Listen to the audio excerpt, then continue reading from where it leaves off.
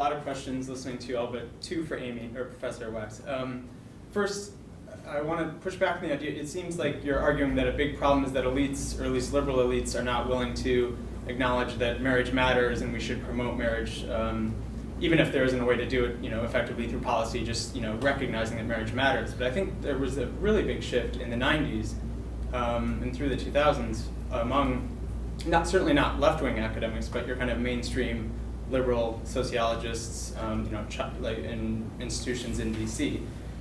So I'm curious if you think there has been that shift or not at all. And second, you mentioned demoralization around sex, but yet marriage seems to be thriving among more well-educated Americans. And I'm wondering, it doesn't seem that necessarily, the more well-educated Americans have more conservative values about sex per se, but are just much more averse to out-of-wedlock childbearing. So to what extent is it an attitude about sex versus if I have a kid out of wedlock, I have a lot to lose? Yeah.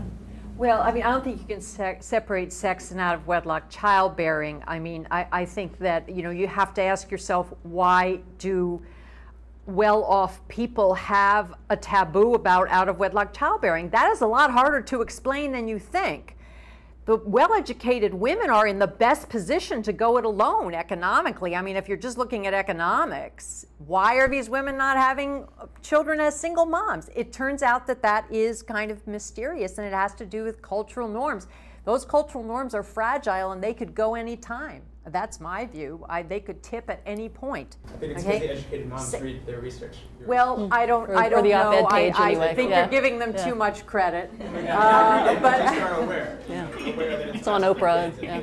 I think there is just to go back to the educrats, who are fairly educated people, they have college degrees, there is a non-prescriptivism, a non-judgmentalism that is the dominant ideology, which is, well, marriage is good for us, but we would never tell anybody else what to do.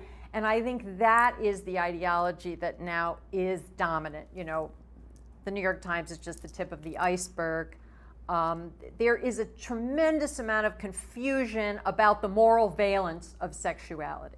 Tremendous amount of confusion. People don't know what they think.